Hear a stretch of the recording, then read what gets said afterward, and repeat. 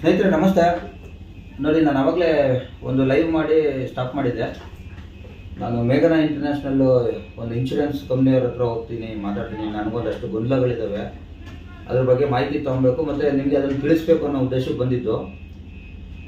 ನಾನು ಆವಾಗಲೇ ಹೇಳ್ದಂಗೆ ಒಂದು ಇನ್ಸಿಡೆಂಟು ಅಂದರೆ ಪೊಲೀಸ್ ಕಂಪ್ಲೇಂಟನ್ನು ಕೊಡೋದು ಯಾವ ರೀತಿ ಅಂತೇಳಿ. ಈಗ ಫಿಸಿಕಲ್ ಆಗಿ ಕಂಪ್ಲೇಂಟನ್ನು ನಾವು ಯಾವ ಸಂದರ್ಭದಲ್ಲಿ ಹೋಗಿ ಸ್ಟೇಷನ್ಗೆ ಹೋಗಿ ಕೊಡಬೇಕು, ಅಥವಾ ಸ್ಟೇಷನ್ಗೆ ಹೋಗದಂತೆ ನಾವು ಒಂದು ಕಂಪ್ಲೇಂಟನ್ನು ರೈಸ್ ಮಾಡಿ ನಮ್ಮ ಇನ್ಶೂರೆನ್ಸ್ನ ಕ್ಲೈಮ್ ಮಾಡ್ಕೋಬೋದಾ, ಇದು ಹೆಂಗೆ ಮಾಡಬೇಕು, ಯಾವುದ್ರ ಮುಖಾಂತರ ಮಾಡಬೇಕು ಅನ್ನೋ ಮಾಹಿತಿನ ನಾನು ಇವ್ರನ್ನ ಕೇಳಿಕೊಂಡು ನಿಮಗೆ ತಿಳಿಸೋಣ ಅಂತ ಬಂದಿದ್ದೀನಿ.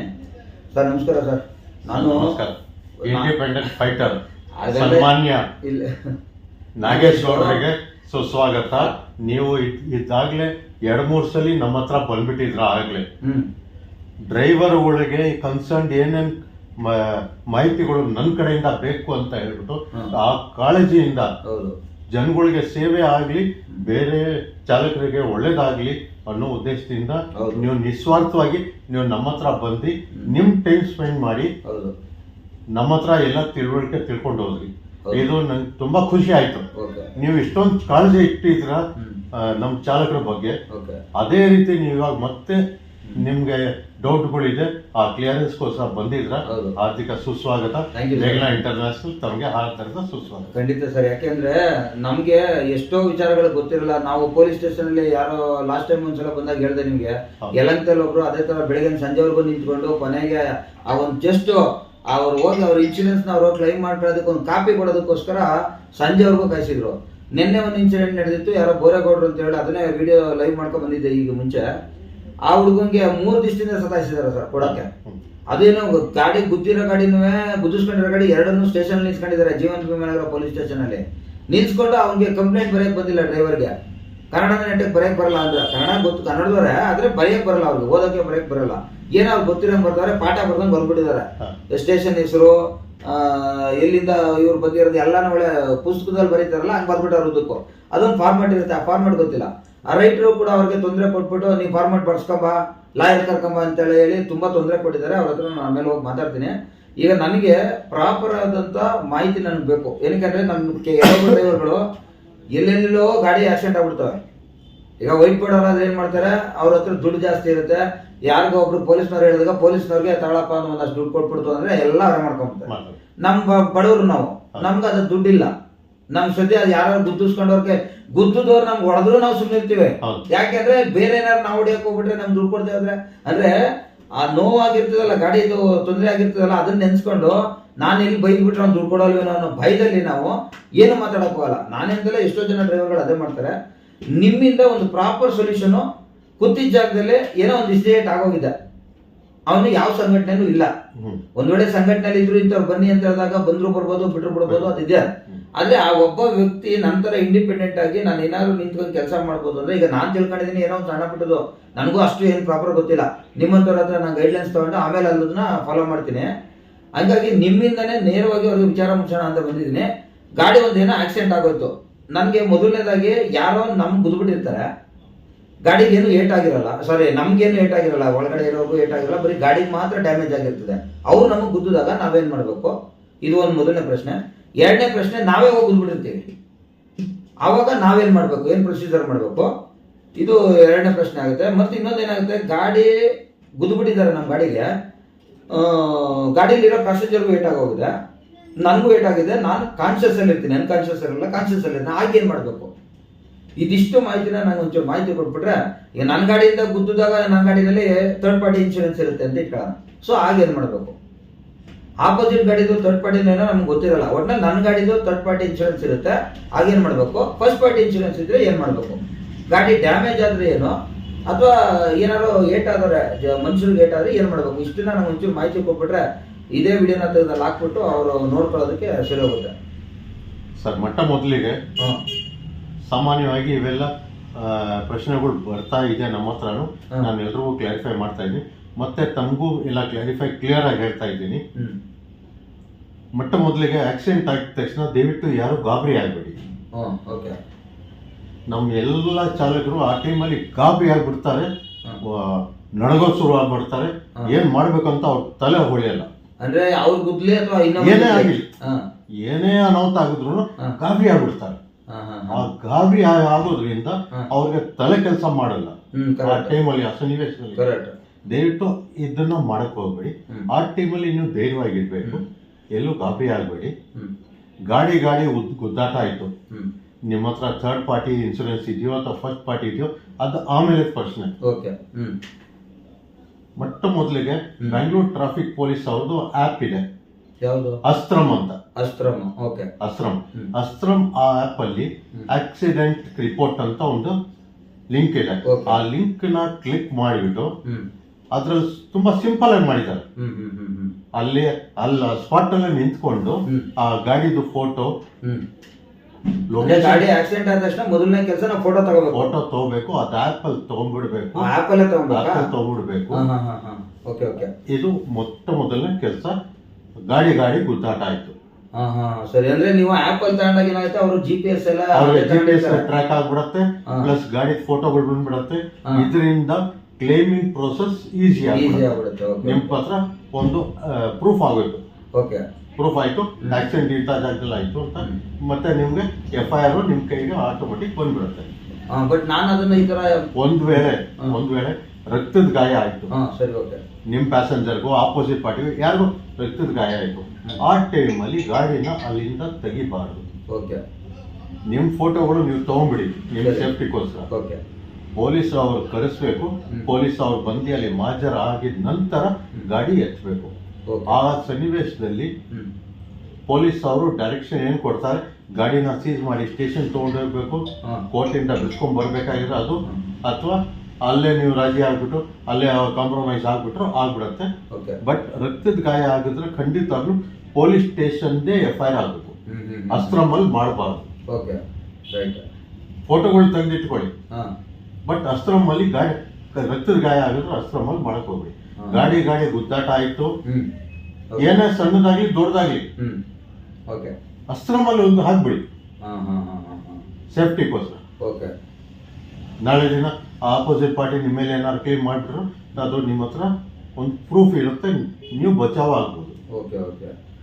ಇದಾಗಿದ ಮೇಲೆ ಬರೀ ಗಾಡಿ ಗುದ್ದಾಟ ಆಯ್ತು ಅಂದ್ರೆ, ಇದಾಗಿದ ಮೇಲೆ ಅಸ್ತ್ರಮಲ್ಲಿ ಎಲ್ಲ ಮಾಡಿದ್ಮೇಲೆ ನೀವು ಸಮಾಧಾನ ಮಾಡಿಕೊಂಡು ಆಮೇಲೆ ನೀವು ನಮ್ಮನ್ನ ಫೋನ್ ಮಾಡಿ, ನಾವು ನಿಮ್ಗೆ ಕ್ಲೇಮ್ ಪ್ರೊಸೀಜರ್ ನಾವು ಮಾಡಿಕೊಡ್ತೀವಿ. ನಮ್ಮ ಹತ್ರ ಇನ್ಶೂರೆನ್ಸ್ ಕಟ್ಟಿದ್ರೆ, ನಮ್ಮ ಗ್ರಾಹಕರಾಗಿದ್ರೆ, ನಮ್ಮ ಕಸ್ಟಮರ್ ಆಗಿದ್ರೆ ಖಂಡಿತವಾಗ್ಲೂ ನಾವು ಅದು ಇಡೀ ಪೀರಿಯಡ್ಗೆ, ನೀವು 3 ತಿಂಗಳು ತಗೊಂಡಿದ್ರೆ 6 ತಿಂಗಳಿಗೆ ಅಥವಾ 1 ವರ್ಷದ್ದು, ಆ ಪೀರಿಯಡ್ ವರೆಗೂ ನಾವು ನಿಮ್ಗೆ ಸಹಾಯ ಮಾಡ್ತೀವಿ.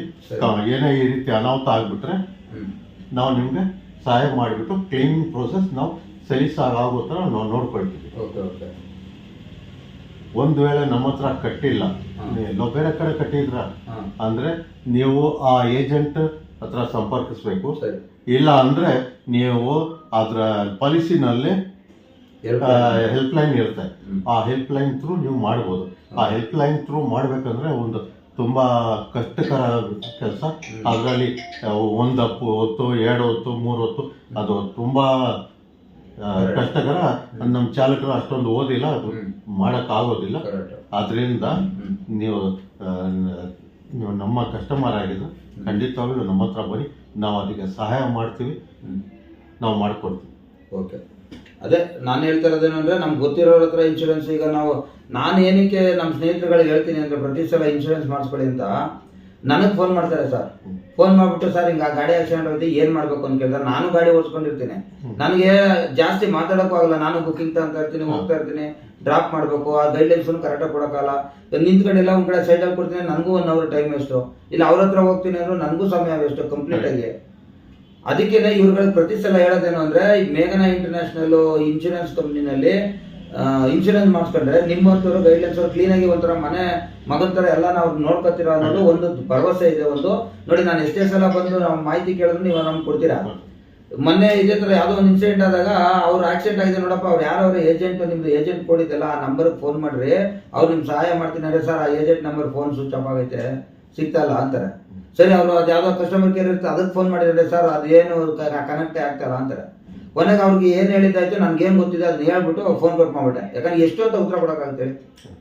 ಅದಕ್ಕೆ ಸ್ನೇಹಿತರೆ ಹೇಳೋದು ನಾನು, ಇನ್ಶೂರೆನ್ಸ್ಗಳನ್ನ ನೀವು ಮಾಡಿಸಿ, ಆದ್ರೆ ನಂಬಿಕಸ್ಥರು ಯಾರು ಇರ್ತಾರೋ ಅವ್ರ ಹತ್ರ ಹೋಗಿ ಮಾಡಿಸ್ಬಿಟ್ಟು ನಿಮ್ ಜೊತೆಗೆ ಸದಾಕಾಲ ಅವರು ಆ ಒಂದು ಸನ್ನಿವೇಶದಲ್ಲಿ ಆಕ್ಸಿಡೆಂಟ್ ಆದಂತ ಸನ್ನಿವೇಶದಲ್ಲಿ ನಿಮ್ಗೆ ಸಂಪೂರ್ಣ ಮಾಹಿತಿನ ಕೊಡುವಂತವ್ರಾಗಿರ್ಬೇಕು. ಅಂತವ್ರ ಹತ್ರ ನೀವು ಮಾಡಿಸ್ಕೊಳ್ಳಿ ಅಂತ ಹೇಳೋದು. ನಾನು ನಂಬಿಕೆ ಇಟ್ಟು ನನಗೊಂದು ಟ್ರಸ್ಟ್ ಇರೋದು ಇವ್ರ ಮೇಲೆ, ಯಾಕಂದ್ರೆ ಇವ್ರಿಗೆ ಇರೋ ಅನುಭವದಲ್ಲಿ ನಮ್ಗೆ ಏಜು ಕೂಡ ಆಗಿಲ್ಲ ಅನ್ಕೋತೀನಿ, ಅಷ್ಟು ಅನುಭವ ಇದೆ ಇನ್ಶೂರೆನ್ಸ್ ಪೀರಿಯಡ್ ಇದ್ರಲ್ಲಿ. ಅದೇನೇ ವಿಚಾರ ಇದ್ರು ಅವ್ರು ಕ್ಲೀನ್ ಆಗಿ ಸರಾಗೋಗಿ ನಿಮ್ ಕೆಲಸ ಏನು ಅಂದ್ರೆ ಅಲ್ಲಿ ನಡೆದಂತ ಘಟನೆ ವಿವರನ ಇವ್ರಿಗೆ ಅವ್ರು ಹೇಳಿದ್ರಲ್ಲ ಅವಾಗ್ಲೇನೆ, ಏನಾದ್ರು ಏಟ್ ಆಗಿತ್ತು ಯಾರಿಗೋ ರಕ್ತಗಾಯ ಆಗಿದೆ ಅಂದಾಗ ಇಮಿಡಿಯೇಟ್ ಆಗಿ ನಿಮ್ಮ ಮೊಬೈಲ್ ಅಲ್ಲಿ ವಿಡಿಯೋ ಫೋಟೋ ಏನೇನಾಗುತ್ತೋ ಅದೆಲ್ಲ ತಗೊಬೇಕು, ಮೊದಲನೇ ಸ್ಟೆಪ್. ಎರಡನೇದು ಪೊಲೀಸ್ನವ್ರಿಗೆ ಫೋನ್ ಮಾಡಿ ಅಲ್ಲಿಗೆ ಕಂಪಲ್ಸರಿ ಕರ್ಸ್ಲೇಬೇಕು. ಅವ್ರು ಅಲ್ಲಿಂದ 112 ಫೋನ್ ಮಾಡಿ ಕರ್ಸ್ತೀರ, ಅವಾಗ ಅವರನ್ನೇ ಎಲ್ಲಾನು ಡೇಟಾ ತಗೊಂತಾರೆ. ಆಗ ಪೊಲೀಸ್ನವ್ರು ಹೇಳ್ತಾರೆ, ನೋಡಪ್ಪ ಹಿಂಗೆ ಏಟ್ ಆಗಿದೆ, ನೀವು 2 ಗಾಡಿನ ಸ್ಟೇಷನ್ ತಗೊಂಡು ನಿಂತಾರೆ, ನೀವು ತಗೊಂಡು ಹೋಗ್ಬೇಕು. ಒಂದ್ ವೇಳೆ ನಿಮ್ಗೆ ಗುದ್ಬಿಟ್ಟು ಅದು ಯಾರೋ ಪಾಸ್ ಆಗ್ಬಿಡ್ತು ಅಂದಾಗ ಅವಾಗ ನೀವು ಅದೇ ವಿಚಾರನ ಅವ್ರಿಗೂ ಹೇಳಿದಾಗ ಟ್ರ್ಯಾಕ್ ಮಾಡ್ತಾರೆ. ಅವ್ರು ಗೊತ್ತಿದೆ, ಪೊಲೀಸ್ನವ್ರು ಟ್ರ್ಯಾಕ್ ಮಾಡ್ತಾರೆ. ಗುದ್ಬಿಟ್ಟು ಹೋಗಿದ್ದಾರೆ ಅಂದ್ರೆ ಹಿಟ್ ಅಂಡ್ ರನ್ ಕೇಸ್ ಆಗ್ತಾರಲ್ಲ ಸರ್, ಅದು ಕೂಡ ಮಾಡ್ಕೊಡ್ತಾರೆ. ಒಂದ್ ವೇಳೆ ಇನ್ನೊಂದು ಡೌಟ್ ಸರ್ ನಂಗೀಗ, ಈಗ ನಾವು ಯಾರೋ ಸಣ್ಣದಾಗ ಒಂಚೂರು ಟಚ್ ಆಗ್ಬಿಟ್ಟಿರ್ತದೆ, ಬಂಪರ್ ಕಟ್ ಆಗ್ಬಿಟ್ಟಿರ್ತದೆ, ನಾನೇ ಹೋಗಿ ಗುದ್ಬಿಟ್ಟಿರ್ತೀನಿ, ಅವನು ನನಗೆ ದುಡ್ಡು ಕಟ್ಲೇಬೇಕು ನೀನು ಅಂತ ಹೇಳ್ಕೊಂಡು ಕೂತ್ಕೋತಾನೆ. ಸೊ ಆ ಸಿಚುವೇಶನ್ ನಾನು ದುಡ್ಡು ಕೊಟ್ಬಿಟ್ಟು ಇಲ್ಲಪ್ಪ ನೀನು ಅದೇನೈತೆ ನೀನು ಕಂಪ್ಲೇಂಟ್ ಕೊಟ್ಕೊ, ನಾನು ವೇಟ್ ಮಾಡ್ತೀನಿ ಅಂತ ಹೇಳ್ಬಿಟ್ಟು ನಿಂತ್ಕೊಳ್ಳೋದು ಹೇಳಿ ಸರ್. ಥರ್ಡ್ ಪಾರ್ಟಿ ಏನಾದ್ರು ಕ್ಲೇಮ್ ಮಾಡ್ಬೇಕಾಗಿದ್ರೆ ಈಗ ನಂದು ಥರ್ಡ್ ಪಾರ್ಟಿ ಅದು ಪೊಲೀಸ್ ಸ್ಟೇಷನ್ ಅಲ್ಲಿ ಹೋಗ್ಬೇಕು. ಹೌದು, ಪೊಲೀಸ್ ಸ್ಟೇಷನ್ ಅಲ್ಲಿ ಹೋಗ್ಬೇಕು. ಓಕೆ. ಅವ್ರ ಪೊಲೀಸ್ ಸ್ಟೇಷನ್ ನಾವು ಹೋಗಿ ಮಾಡ್ಕೊಂಡೇ ಮಾಡ್ಬೇಕು. ಅವ್ರು ಕ್ಲೇಮ್ ಮಾಡ್ಬೇಕಂದ್ರೆ ಅದೇ ಥರ್ಡ್ ಪಾರ್ಟಿ ಹತ್ರ ಫಸ್ಟ್ ಪಾರ್ಟಿ ಇನ್ಶೂರೆನ್ಸ್ ಇರ್ಲಿ, ಥರ್ಡ್ ಪಾರ್ಟಿ ಇನ್ಶೂರೆನ್ಸ್ ಇರ್ಲಿ, ಅವ್ರ ಹತ್ರ ಇನ್ಶೂರೆನ್ಸ್ ಇದ್ರೆ ಅವ್ರ ಗಾಡಿದು ಅವ್ರು ಮಾಡ್ಕೊಳ್ತಾರೆ. ಸರಿ, ಓಕೆ, ಮಾಡ್ಕೊಳ್ತಾರೆ. ಅವ್ರು ಏನಾದ್ರೆ ಇಲ್ಲ ನನ್ ಗಾಡಿ ಮೇಲೆ ನಾನು ಯಾಕೆ ಕ್ಲೇಮ್ ಮಾಡಬೇಕು, ನಿನ್ ಗಾಡಿ ಮೇಲೆ ನೀನ್ ನನ್ ಕ್ಲೇಮ್ ಮಾಡಿಸ್ಕೊಡು ಅಂತ. ಅಂತ ಸನ್ನಿವೇಶದಲ್ಲಿ ಅಸ್ತ್ರ ಯೂಸ್ ಆಗಲ್ಲ. ಪೊಲೀಸ್ ಸ್ಟೇಷನ್ಗೆ ಹೋಗ್ಬೇಕು, ಅಲ್ಲಿ FIR ಆಗ್ಬೇಕು. ಆಮೇಲೆ ಕಂಪ್ನಿ ಅವ್ರಿಗೆ ಇನ್ಫಾರ್ಮ್ ಮಾಡ್ಬೇಕು. ಕಂಪ್ನಿ ಅವ್ರು ಹೇಗೆ ಹೇಳ್ತಾರೋ ಆ ರೀತಿ ಮಾಡ್ಕೊಂಡು ಹೋಗ್ಬೇಕು. ಕಂಪ್ನಿ ಅವರು ಹೇಗ್ ಬೇಕಾದ್ರೂ ಹೇಳ್ಬೋದು, ನೀವು ಥರ್ಡ್ ಪಾರ್ಟಿ ಹೋಗಿ ಕ್ಲೇಮ್ ಮಾಡ್ಕೊಳ್ಳಿ, ಅಲ್ಲ ನೀವು ರಿಪೇರ್ ಮಾಡಿಸ್ಕೊಳ್ಳಿ, ಆಮೇಲೆ ನಮ್ಮ ಹತ್ರ ಕ್ಲೇಮ್ ದುಡ್ಡು ಕಳಿಸಿ ಅಂತ ಹೇಳ್ಬೋದು. ಅಥವಾ ಅವ್ರು ಕ್ಯಾಶ್ಲೆಸ್ ಕೊಡ್ಬೋದು. ಅಥವಾ ನೀವು ಕೋರ್ಟಲ್ಲೇ ಮಾಡ್ಕೊಳ್ತೀರಿ, ಹೋಗ್ರಿ ನೀವು ಕ್ಲೇಮ್ ರಿಪೇರಿ ಮಾಡಿಸ್ಕೊಂಡು ಕೋರ್ಟಲ್ಲಿ ಹೋಗ್ರಿ, ನಾನು ಬಂದು ಅಲ್ಲಿ ವಾದ ಮಾಡ್ತೀನಿ ಅಂತ ಕಂಪನಿಯವ್ರು ಹೇಳ್ಬೋದು. ಅದು ಕಂಪನಿಗೆ ಬಿಟ್ಟಿದ್ದು. ಈಗ ಅದೇ ಆಗಿದ್ದು. ಈಗ ಯಾರು ಬರೇಗೌಡರು ನನಗೆ ಫೋನ್ ಮಾಡಿದ್ರಲ್ಲ, ನಿನ್ನೆ ಆಗಿದ್ದು. ಆದ್ರೆ ಯಾವುದೇ ಕಾರಣಕ್ಕೆ ನಿಮ್ಮ ಹತ್ರ ಇನ್ಶೂರೆನ್ಸ್ ಇದ್ರೆ ನಿಮ್ ಮೇಲೆ ಕೇಸ್ ಆಗಲ್ಲ. ಡ್ರೈವರ್ ಮೇಲಾಗ್ಲಿ ಅಥವಾ ಓನರ್ ಮೇಲಾಗ್ಲಿ ಆಪಾದನೆ ಬರಲ್ಲ. ಒಂದ್ ವೇಳೆ ಇಲ್ಲ ಅಂದ್ರೆ ಅದು ಡೈರೆಕ್ಟ್ ನಿಮ್ಮ ಚಾಲಕರ ಮೇಲೆ ಅಥವಾ ಓನರ್ ಮೇಲೆ ಕೇಸ್ ಹೋಗ್ಬಿಡುತ್ತೆ. ದಯವಿಟ್ಟು ಯಾವಾಗ್ಲೂ ಗಾಡಿ ಇನ್ಶೂರೆನ್ಸ್ ರನ್ನಿಂಗ್ ಅಲ್ಲೇ ಇಟ್ಕೊಳ್ಳಿ. ಈಗ ನಂದು ಇನ್ಶೂರೆನ್ಸ್ ಲ್ಯಾಪ್ಸ್ ಆಗಿದೆ ಅನ್ಕೊಳ್ಳಿ ಸರ್, ಈಗ ನಾನು ಗುದ್ಬಿಟ್ಟಿರ್ತೀನಿ ಅಥವಾ ನನಗ್ ಬೇಡ ನನಗ್ ಗುದ್ದಿರ್ತಾರೆ ಅಂತ ಇಟ್ಕೊಳ್ಳಿ. ಈಗ ನಾನು ಕಂಪ್ಲೇಂಟ್ ಕೊಟ್ಟು ನನ್ನ ಗಾಡಿಲಿ ಇನ್ಶೂರೆನ್ಸ್ ಇಲ್ಲ, ನನ್ನ ಡಾಕ್ಯುಮೆಂಟ್ಸ್ ಯಾವ ರನ್ನಿಂಗ್ ಇಲ್ಲ, ಲ್ಯಾಪ್ಸ್ ಆಗೋಗಿದೆ. ನನ್ನ ಗಾಡಿ ಯಾರೋ ಬಂದು ಗುದ್ಬಿಟ್ರು, ಓವರ್ ಡ್ಯಾಮೇಜ್ ಆಗೋಯ್ತು, ಗಾಡಿಲಿ ಇರೋರು ಏಟ್ ಆಗೋಯ್ತು. ಈಗ ನಾನು ಸ್ಟೇಷನ್ಗೆ ಹೋಗ್ಬಿಟ್ಟು ಪೊಲೀಸ್ ಸ್ಟೇಷನ್ ಮೇಲೆ ಇದು ಇವ್ರ ಮೇಲೆ ಒಂದು ಕಂಪ್ಲೇಂಟ್ ಕೊಡ್ಬೋದಾ? ಕಂಪ್ಲೇಂಟ್ ಕೊಡ್ಬೋದು. ಕ್ಲೇಮ್ಗಳು ನಿಮ್ಗೆ ಏನು ಸಿಗೋದಿಲ್ಲ, ನಮ್ಗೆ ಸಿಗಲ್ಲ. ಅಂದ್ರೆ ಆಪೋಸಿಟ್ ಗಾಡಿಯಿಂದ ಇದ್ರು ಸಿಗಲ್ಲ, ಯಾವತ್ತೂ ಸಿಗೋದಿಲ್ಲ ನಿಮ್ಗೆ. ನೀವು ತಪ್ಪಸ್ತರು, ನಿಮ್ಮ ಹತ್ರ ಇನ್ಶೂರೆನ್ಸ್ ಇಲ್ಲ, ಅವ್ರ ಡಾಕ್ಯುಮೆಂಟ್ ಇಲ್ಲ ಅಂತ ಹೇಳ್ತಾ ಇದ್ರ. ಕರೆಕ್ಟ್. ಒಂದ್ ವೇಳೆ FC ಇಲ್ಲ, ಪರ್ಮಿಟ್ ಇಲ್ಲ, ಅಥವಾ ನಿಮ್ಮ ಹತ್ರ DLA ಇಲ್ಲ, ಸರಿ, ಅಥವಾ ನಿಮ್ಮ ಹತ್ರ ಎಮಿಷನ್ ಇಲ್ಲ, ಇಂಥ ಸನ್ನಿವೇಶಗಳಲ್ಲಿ ನೀವು ತಪ್ಪಿತಸ್ಥರು, ನಿಮ್ಗೆ ಯಾವ ತರದ್ದು ಕಾನೂನಿನ ರಕ್ಷಣೆ ಇಲ್ಲ. ಅಲ್ಲ ಸರ್, ಓಕೆ, ನನ್ನ ಗಾಡಿಗೆ ನಾನು ಮಾಡ್ಕೊಂಡಿಲ್ಲ, ನಾನ್ ಗುದ್ದಿದ್ರೆ ಅದು ಪೂರ್ತಿ ನನ್ನ ತಲೆ ಮೇಲೆ ಬರುತ್ತೆ, ಓಕೆ. ಬಟ್ ನನ್ನ ಗಾಡಿಗೆ ಅವ್ನು ಗುದ್ದಿದ್ದಾನೆ, ಅವ್ನ ಗಾಡಿ ಇನ್ಶೂರೆನ್ಸ್ ಎಲ್ಲ ಇದೆ, ಹಂಗಿದ್ರೆ ಅವ್ರು ಕಟ್ಕೊಡ್ಬೋದಲ್ಲ. ಅವ್ರ ಗಾಡಿ ಮೇಲೆ ಅವ್ರು ಕ್ಲೇಮ್ ಮಾಡ್ಕೋಬಹುದು. ಆದ್ರೆ ಕೆಲವರು ಹಠ ಮಾಡ್ಬಿಟ್ಟು ನನ್ನ ಇನ್ಶೂರೆನ್ಸ್ ಮೇಲೆ ನಾನು ಯಾಕೆ ಮಾಡ್ಬೇಕು, ನಂಗೆ ನೋ ಕ್ಲೇಮ್ ಬೋನಸ್ ಹೋಗ್ಬಿಡತ್ತೆ, ನಿನ್ ಗಾಡಿ ಮೇಲೆ ನಾನು ಹಂಗೆಲ್ಲ ಹೇಳ್ತಾ ಇರೋದು. ಈಗ ನಾನೇನ್ ಹೇಳ್ತಾ ಇರೋದು ಅಂದ್ರೆ ನನ್ನ ಗಾಡಿ ಗುದ್ದಿದಾರಲ್ಲ ಸರ್, ನನ್ನ ಗಾಡಿ ಡಾಕ್ಯುಮೆಂಟ್ಸ್ ಎಲ್ಲ ಲ್ಯಾಪ್ಸ್ ಆಗಿದೆ, ನನ್ಗೆ ಅವ್ರು ಗುದ್ಬಿಟ್ರು, ನನ್ನ ಗಾಡಿಲಿರೋ ಜನಕ್ಕೂ ಏಟಾಗಿದೆ, ನನಗೂ ಏಟಾಗಿದೆ, ಗಾಡಿಗೂ ಏಟಾಗಿದೆ. ನಾನೇನ್ ಹೇಳ್ತಾ ಇರೋದು ನನ್ನ ಲ್ಯಾಪ್ಸ್ ಆಗಿದೆ ಕರೆಕ್ಟ್ ಸರ್, ಆದ್ರೆ ನಾನು ಅವ್ರ ಮೇಲೆ ಕಂಪ್ಲೇಂಟ್ ಕೊಟ್ಟಾಗ ಅವ್ರ ಗಾಡಿ ಮೇಲೆ FIR ಆಗುತ್ತೆ. FIR ಆದಾಗ ಅವ್ರ ಗಾಡಿ ಇನ್ಶೂರೆನ್ಸ್ ಅವರು ನನ್ನ ಗಾಡಿಗೆ ಕಟ್ಕೊಡಲ್ವಾ ಅಂತ ನನ್ನ ಪ್ರಶ್ನೆ. ಕಟ್ಕೊಡಲ್ಲ ಅಂದ್ರೆ ಇವ್ನ ಗಾಡಿನಲ್ಲಿ ಇನ್ಶೂರೆನ್ಸ್ ಇಲ್ಲ, ನಾನು ಯಾಕ್ರಿ ಕಟ್ಲಿ ಅಂತಾರ ಅವರು. ಅದು ರೋಡ್ ವರ್ತಿನೆಸ್ ಇಲ್ಲ ಗಾಡಿ, ಅಂದ್ರೆ ರೋಡ್ ತರಂಗೇ ಇಲ್ಲ, ನೀವು ರೋಡ್ ತರಂಗೇ ಇಲ್ಲ. ನೀವು ಅಕಸ್ಮಾತ್ ಅವ್ನು ಉಲ್ಟಾ ಏನಾದ್ರು ಕೇಸ್ ಹಾಕಿ ನೀನ್ ತಂದಿರೋದ್ರಿಂದ ನನಗೂ ಗಾಡಿ ಡ್ಯಾಮೇಜ್ ಆಗಿ ನೀನೇ ಕಟ್ಕೊಡ್ಬೇಕು. ಓಕೆ. ಅಥವಾ ಕೆಲವು ಡ್ರಿಂಕ್ಸ್ ಮಾಡಿರ್ತಾರೆ, ಅವಾಗ್ಲೂ ಸಿಗೋದಿಲ್ಲ. ಅವರೇ ಡ್ರಿಂಕ್ಸ್ ಮಾಡಿ ಗೊತ್ತಿದ್ರು ನಮ್ಗೆ ನಾವೇನು ಮಾಡಕ್ಕಾಗಲ್ಲ, ಒಟ್ಟಿನಲ್ಲಿ ಏನು ಮಾಡಕ್ಕಾಗಲ್ಲ. ಅದಕ್ಕೋಸ್ಕರ ಹೇಳೋದು, ಎಲ್ಲಾ ದಾಖಲಾತಿಗಳು ರನ್ನಿಂಗ್ ಅಲ್ಲಿ ಚಾಲ್ತಿಯಲ್ಲಿ ಇಟ್ಕೊಳ್ಳಿ.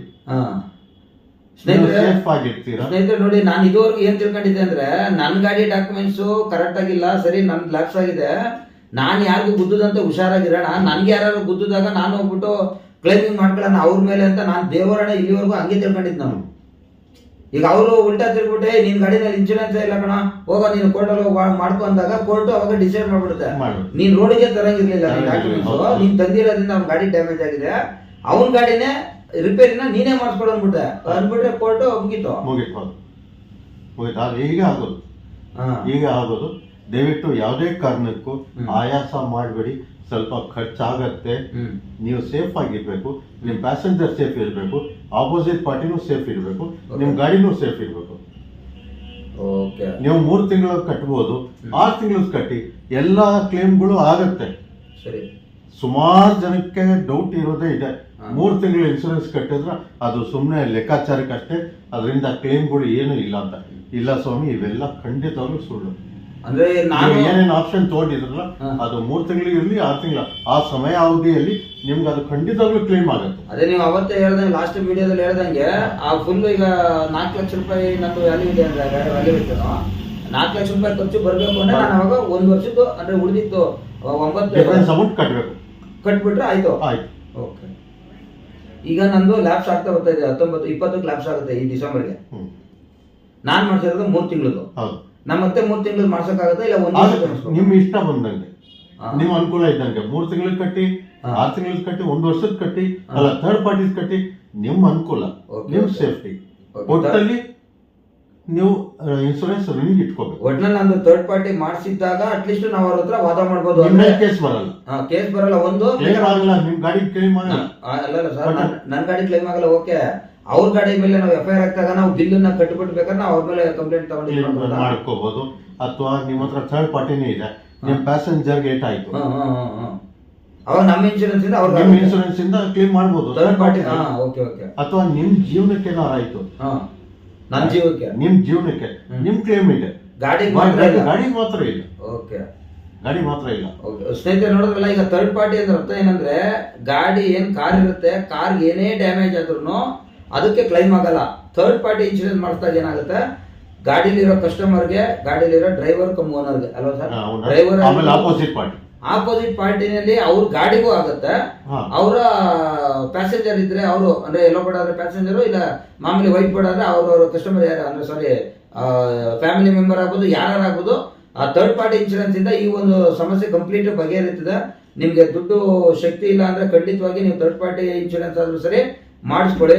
ಆಮೇಲಿಂದ ಫಸ್ಟ್ ಪಾರ್ಟಿ ಇನ್ಶೂರೆನ್ಸ್ ಮಾಡಿಸೋದ್ರಿಂದ ಎಲ್ಲದಕ್ಕೂ ಕಂಪ್ಲೀಟ್ ಸೇಫ್ ಆಗ್ಬಿಡ್ತೀವಿ ನಾವು. ಥರ್ಡ್ ಪಾರ್ಟಿ ಮಾಡಿಸೋದ್ರಿಂದ ಅಟ್ಲೀಸ್ಟ್ ನಮ್ ಗಾಡಿ ರಿಪೇರಿ ಮಾಡ್ಸಕ್ಕಾಗ್ಲಿಲ್ಲ ಅಂದ್ರೂ ಬೇರೆಯವ್ರಿಗೆ ನಾವು ನಮ್ ಕಡೆಯಿಂದ ತೊಂದರೆ ಆಗಲ್ಲ ಅನ್ನೋದು ಒಂದು ಅಲ್ವಾ ಸರ್? ಇದರಲ್ಲಿ ಒಂದು ಪಾಯಿಂಟ್ ಇದೆ, 3 ತಿಂಗಳು ಇನ್ಶೂರೆನ್ಸ್ ಕಟ್ಟೋರಿಗೆ ಥರ್ಡ್ ಪಾರ್ಟಿ ಈ ಆಪ್ಷನ್ ಇಲ್ಲ. ಥರ್ಡ್ ಪಾರ್ಟಿ ಬೇಕನ್ನೋರು 1 ವರ್ಷದ್ದೇ ಕಟ್ಟಬೇಕು. ಓಕೆ ಓಕೆ, 3 ತಿಂಗಳು ಬೇಕು 6 ತಿಂಗಳು ಬೇಕಂದ್ರೆ ಫಸ್ಟ್ ಪಾರ್ಟಿ ಕಡ್ಡಾಯವಾಗಿ ಕಟ್ಟಬೇಕು. ಅಂದ್ರೆ ಈಗ ನಾನು ಥರ್ಡ್ ಪಾರ್ಟಿ ಸಾರಿ 3 ತಿಂಗಳು ನಾನು ಮಾಡಿಸಿದ್ದೀನಿ, ಈಗ ನಾ ಮತ್ತೆ 3 ತಿಂಗಳು ಮಾಡ್ಬೇಕಂದ್ರೆ ಫಸ್ಟ್ ಪಾರ್ಟಿನೇ ಮಾಡ್ಬೇಕು, ಥರ್ಡ್ ಪಾರ್ಟಿ ಕಟ್ಟೋಗಿಲ್ಲ. 1 ವರ್ಷದ ಬೇಕಾದ್ರೆ ಒಂದು ಥರ್ಡ್ ಪಾರ್ಟಿ ಕಟ್ಟೋಂಗಿದ್ರೆ ಕಟ್ಟೋಗಿಲ್ಲ. ಇವಾಗ ಸಿಂಪಲ್ ಆಗಿ ಹೇಳ್ಬೇಕಂದ್ರೆ ಗಾಡಿಗೆ ಸಿಗಲ್ಲ ಥರ್ಡ್ ಪಾರ್ಟಿಯಲ್ಲಿ, ಗೊತ್ತಾಯ್ತು, ಮನುಷ್ಯರಿಗೆ ಎಲ್ಲರಿಗೂ ಸಿಗುತ್ತೆ. ನಮ್ ಗಾಡಿಲಿರೋರ್ಗಾಗ್ಲಿ ಆಪೋಸಿಟ್ ಪಾರ್ಟಿಗಾಗ್ಲಿ ಅಥವಾ ಆಪೋಸಿಟ್ ಗಾಡಿಗಾದ್ರೂ ಆಗ್ಲಿ, ಒಟ್ಟಿನಲ್ಲಿ ನಮ್ ಗಾಡಿ ಒಂದ್ ಬಿಟ್ಟು ಗಾಡಿಗೆ ಮಾತ್ರ ಸಿಗಲ್ಲ. ಆದ್ರೆ ಈಗಿನ ಕಾಲದಲ್ಲಿ ಇರೋ ಟ್ರಾಫಿಕ್ ಅಲ್ಲಿ ಹಳ್ಳ ದಿಣ್ಣೆಗಳಲ್ಲಿ ಗಾಡಿ ಸೇಫ್ಟಿ ಇದ್ರೆ ತುಂಬಾ ಗಾಡಿ ತಗೊಳ್ಳಿ. ಆಮೇಲೆ ಥರ್ಡ್ ಪಾರ್ಟಿ ಇನ್ಶೂರೆನ್ಸ್ಗೂ ಫಸ್ಟ್ ಪಾರ್ಟಿ ಇನ್ಶೂರೆನ್ಸ್ಗೂ ಗ್ಯಾಪ್ ಇರೋದು ತುಂಬಾ ಕಡಿಮೆ. ಅಜಗಜಾಂತರ ರೂಪಾಯಿ 5,000 10,000 ಹೆಚ್ಚು ಕಮ್ಮಿ ಆಯ್ತು, ಅಷ್ಟೊಂದೇನಿಲ್ಲ. ಸ್ವಲ್ಪ ದುಡ್ಡಲ್ಲೇ ನಿಮ್ ಫಸ್ಟ್ ಪಾರ್ಟಿ ಕ್ಲೇಮ್ ಸಿಕ್ಬಿಡತ್ತೆ. ಮತ್ತೆ ಯಾಕೆ ಥರ್ಡ್ ಪಾರ್ಟಿಗೆ ಹೋಗ್ಬೋದು? ಕರೆಕ್ಟ್, ಫಸ್ಟ್ ಪಾರ್ಟಿನೇ ಕಟ್ಟಿ. ಓಕೆ ಸ್ನೇಹಿತರೆ ನೋಡಿ, ಇಷ್ಟು ವಿಚಾರ ನಿಮ್ಗೆ ತಿಳಿಸ್ಬೇಕಾಗಿತ್ತು. ಅಂದ್ರೆ ನೀವು ಅವಾಗಲೇ ಹೇಳ್ದಂಗೆ ಸಾರ್ ಹೇಳ್ದಂಗೆ ಅಸ್ತ್ರಮ್ ಅಪ್ಲಿಕೇಶನ್ ನಿಮ್ಮ ಮೊಬೈಲಲ್ಲಿ ಡೌನ್ಲೋಡ್ ಮಾಡ್ಕೊಳ್ಳಿ. ನಾನು ಅದನ್ನ ಈಗ ಸ್ಕ್ರೀನ್ ಮೇಲೂ ಕೂಡ ಹಾಕ್ತೀನಿ, ನಿಮಗೆ ಪ್ಲೇಸ್ಟೋರಲ್ಲಿ ಎಲ್ಲಿದೆ ಯಾವ ಥರದ್ದು ಇರುತ್ತೆ ಆ ಲಿಂಕು ಕೂಡ ನಾನು ಕಮೆಂಟ್ ಬಾಕ್ಸಲ್ಲಿ ಹಾಕ್ತೀನಿ, ಅದನ್ನ ನೀವು ಡೌನ್ಲೋಡ್ ಮಾಡ್ಕೊಂಡು ರಿಜಿಸ್ಟರ್ ಮಾಡ್ಕೊಳ್ಳಿ. ನಿಮ್ಮ ಗಾಡಿ ನಂಬರಲ್ಲೇ ರಿಜಿಸ್ಟರ್ ಆಗ್ಬೇಕಲ್ಲ, ಅದು ಅವ್ರ ಗಾಡಿ ನಿಮ್ಮ ಗಾಡಿ ನಂಬರಲ್ಲಿ ರಿಜಿಸ್ಟರ್ ಆಗಬೇಕು, ನಿಮ್ಮ ಮೊಬೈಲ್ ನಂಬರಲ್ಲಿ ರಿಜಿಸ್ಟರ್ ಆಗಬೇಕು. ಅದು ಏನೇನು ಕೇಳುತ್ತೆ ಅದನ್ನೆಲ್ಲ ರಿಜಿಸ್ಟರ್ ಆಗಿ ಮಾಡಿಕೊಂಡು ಗಾಡಿಗೆ ಯಾರಿಗೂ ಅಂದರೆ ನಿಮ್ಗೆ ಯಾರಿಗೂ ತೊಂದರೆ ಆಗಿಲ್ಲ, ಓವರ್ ಡ್ಯಾಮೇಜ್ ಆಗಿಲ್ಲ, ನನ್ನ ಗಾಡಿ ನಾನು ರೆಡಿ. ಈಗ ಉದಾಹರಣೆಗೆ ಏನಾಗುತ್ತೆ ಅಂದರೆ ಕೆಲವು ಸಲ ನಾವುಗಳೇ ಸಣ್ಣದಾಗಿ ಟಚ್ ಮಾಡ್ಕೊಂಡು ನಾವಾಗೆ ರೆಡಿ ಮಾಡ್ಕೊಂಡ್ಬಿಡ್ತೀವಿ, ಅಂದ್ರೆ ಮಾತಾಡ್ಕೊಂಡು ನಾವು ಮಾತಾಡ್ಕೊತೀವಿ. ಬಟ್ ಆ ಟೈಮಲ್ಲಿ ಅವ್ರು ಏನು ಕಂಪ್ಲೇಂಟ್ ಕೊಡಲ್ಲ ಅಂತಾನೆ ಹೋಗಿರ್ತಾರೆ, ನಾನು ಹೋಗ್ಬಿಟ್ಟಿರ್ತೀನಿ, ದುರಾಸೆ. ಆಮೇಲೆ ಅವ್ರು ಹಾಕ್ಬಾರ್ದು. ಆವಾಗ ನಾವೇನ್ ಮಾಡ್ಬೋದು, ಅದಕ್ಕೋಸ್ಕರ ಅಸ್ತ್ರಮಲ್ಲಿ ಹಾಕಿ ಬಿಡಿ. ಈಗ ಆಕ್ಸಿಡೆಂಟ್ ಆಗಿತ್ತು ಅಂತ ಹಾಕ್ಬಿಡಿ, ಆಗಿತ್ತು, ಏನು ಆಕ್ಷನ್ ತಗೋಬೇಡಿ, ಏನು ಆಕ್ಷನ್ ತಗೋಬೇಡಿ.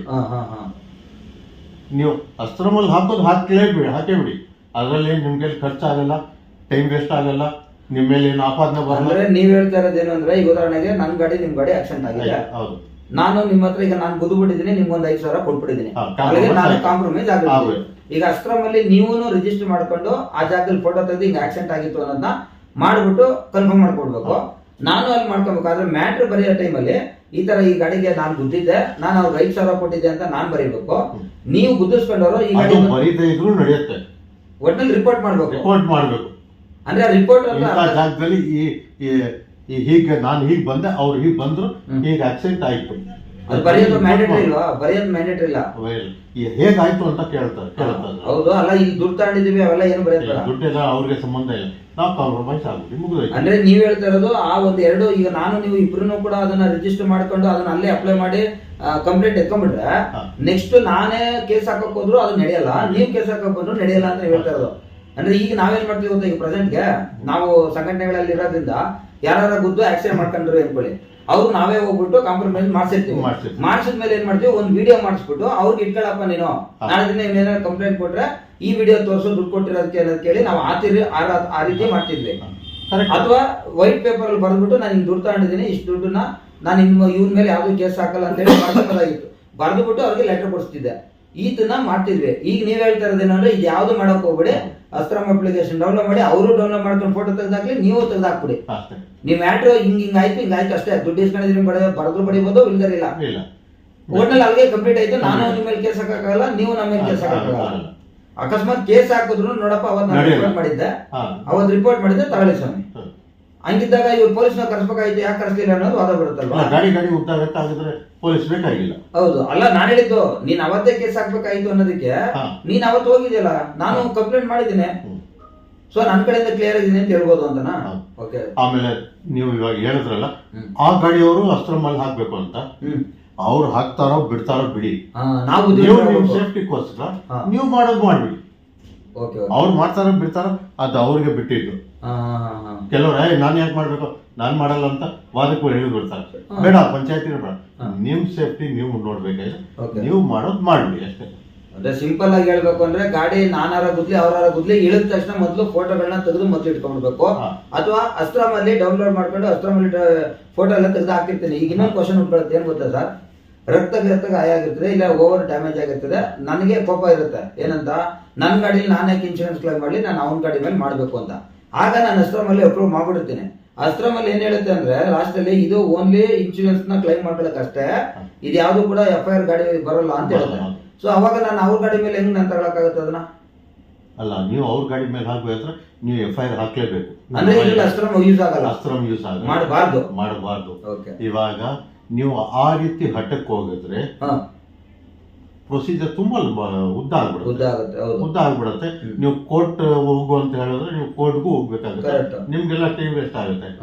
ಏನಂದ್ರೆ ನಿಮ್ಗೆ ನೋ ಕ್ಲೇಮ್ ಬೋನಸ್ ಅಂತ ಏನು ಕಂಪನಿ ಅವ್ರು ನೆಕ್ಸ್ಟ್ ರಿನ್ಯೂವಲ್ ಅಲ್ಲಿ ಕೊಡ್ತಾರೆ, ಆ ಕ್ಲೇಮ್ ಹೋಗ್ಬಿಡತ್ತೆ. ಅದೇನು ಒಂದು 200, 500, 1000 ಇರುತ್ತೆ. ಅದು 1000 ರೂಪಾಯಿ ನಾವು ಉಳಿಸೋದಕ್ಕೋಸ್ಕರ ನೀವು ಇದೆಲ್ಲ ಮಾಡ್ಕೊಂಡು ಕೂತ್ಕೊಂಡು ಸುಮ್ಮನೆ ಟೈಮ್ ಹಾಳು ಮಾಡ್ಕೊಂಡು ಇಲ್ಲಿ ನಾವೆಲ್ಲ ಬಡೋರ್ದು, ನಂದು ಆಕ್ಚುಲಿ ನಾನು ಎಲ್ಲೋ ಬಡೋನಾಗಿರೋ, ನನ್ನ ಮೆಂಟಾಲಿಟಿ ಹೆಂಗಿರುತ್ತೆ ಗೊತ್ತಾ, ನೋಡು ನನ್ನ ಪಾಡ ನಾನು ಡ್ಯೂಟಿ ಮಾಡ್ಕೊಂಡು ಹೋಗ್ತಾ ಇದ್ದೆ, ಇವ್ನ ಯಾವನ ಬಂದು ಗುದ್ಬಿಟ್ಟು ನನಗೆ ನಾನ್ ಕೈಯಿಂದ ರಿಪೇರಿ ಮಾಡ್ಸೋ ತರ ಆಗೋಯ್ತಿದ್ದು, ಅಥವಾ ನನ್ನ ಇನ್ಶೂರೆನ್ಸ್ ನ ಮಾಡಕ್ಕಾದ್ರೂ ಸರಿ ನಾನು ಅಲ್ಲೋಗಿ ನಿಲ್ಸ್ಕೊಳ್ಳೋ ಪ್ರಯತ್ನ ಆಯ್ತು ನನಗೆ, ಇವನು ನನ್ನ ಮಗು ಬಿಡ್ಬಾರ್ದು, ಇವನ ಹತ್ರ ನಾನು ದುಡ್ಡು ಕಿತ್ಕೊಳ್ಳಬೇಕು ಅನ್ನೋ ಹಠ ನನಗಿರುತ್ತೆ. ಆಗ ನಾನು ಏನ್ ಮಾಡ್ಬೇಕು, ಸ್ಟೇಷನ್ಗೆ ಹೋಗ್ಲೇಬೇಕಾ, ಅವನ ಮೇಲೆ FIR ಹಾಕ್ಸ್ಲೇಬೇಕು. ಹಾಕ್ಬಿಟ್ಟು ಅವಾಗ ಅವ್ನೇನ ಕಾಂಪ್ರಮೈಸ್ ಬಂದು, ಈಗ ಅವ್ನೇನ್ ಹೇಳ್ತಾನೆ, ಹೋಗ ಇನ್ಶೂರೆನ್ಸ್ ಕ್ಲೈಮ್ ಮಾಡ್ಕೊಂಡು ನೀನು ನಿನ್ ಗಾಡಿಲಿ ಅನ್ನೋದು ದೌಲತ್ತಲ್ಲಿ ಮಾತಾಡ್ತಾರೆ ದುಡ್ಡಿರೋರು. ಯಾಕಂದ್ರೆ ಅವ್ನಿಗೆ ಒಂದು ಸನ್ನಿವೇಶದಲ್ಲಿ ನೀವುಗಳು ಹೇಳ್ಬೇಕು, ನೋಡಪ್ಪ ನನ್ನ ಗಾಡಿ ನಾನು ಕ್ಲೈಮ್ ಅಂತೂ ಮಾಡ್ಕೊಳ್ತೀನಿ, ಸರಿ, ಈ ಗಾಡಿ ರೆಡಿ ಆಗೋದಕ್ಕೆ ನಂಗೆ 1 ವಾರ ಆಗತ್ತೆ, ಅದು ಕೂಲಿ ಕೊಡಬೇಕು, ನಂಗೆ 1 ವಾರವರೆಗೂ ನಂಗೆ ಸಂಪಾದನೆ ಏನಪ್ಪ, ಕರೆಕ್ಟ್, ನಾನು ಅದನ್ನೇ ಬಡವ, ನೀನು ಅದು ಕೊಡು, ನನ್ ಗಾಡಿ ಕೊಡಲ್ವಾ, ಬೇಡ ನೀನು ನಾನು ಇನ್ಸೂರೆನ್ಸ್ ಕ್ಲೇಮ್ ಮಾಡ್ಕೊಂಡು ಬಿಡು. ನನ್ಗೆ ನಷ್ಟ ಆಗತ್ತಲ್ಲ, ನನಗೆ ನಷ್ಟ ಆಗತ್ತಲ್ಲ, ನನ್ ಕೂಲಿ ಹೋಗತ್ತಲ್ಲ, ಅದು ನೀನ್ ಕೊಡು. ಅದನ್ನ ನೀವು ಕಾಂಪ್ರಮೈಸ್ ಅಲ್ಲಿ ನೀವು ಮಾತಾಡ್ಕೊಂಡು ಬಗೆಹರಿಸ್ಕೋಬಹುದು. ಕರೆಕ್ಟ್. ಈ ರೀತಿ ಹೇಳಿದ್ರೆ ಖಂಡಿತವಾಗ್ಲೂ ನಿಮ್ ಕಾಂಪ್ರಮೈಸ್ ಆಗುತ್ತೆ. ಬಟ್ ಆಮೇಲೆ ಇನ್ನೊಬ್ರು ಏನ್ ಮಾಡ್ತಾರೆ ಅಂದ್ರೆ ಗುದ್ಬಿಟ್ಟು ಓಡಾಡ್ಬಿಡ್ತಾರೆ, ಕೈ ಸಿಗಲ್ಲ.